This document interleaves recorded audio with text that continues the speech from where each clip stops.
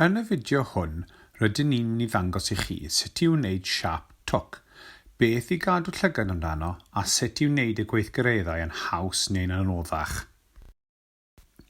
I wneud siap twc, gallwch fynd o sefyll a sgwatio i lawr gyda'ch doi droed gyda'i gilydd a mynd mor fach ac y gallwch ar eich troed drwy wasgu mewn i'r coesau gymaint â phosibl.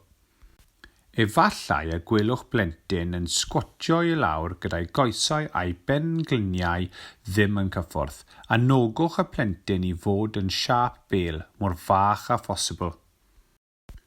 Os yw rhywun yn ei chael hi'n rhy hawdd, gallai geisio symud o sefyll a rolio nôl i siap twc a rolio nôl i sefyll ar ei draed. Os yw rhywun yn ei chael hi'n rhy anodd, gallai geisio dal y siap wrth orwedd ar ei gefn. A allwch chi feddwl am ffyrdd eraill i'w gwneud yn haws neu'n fwy anodd?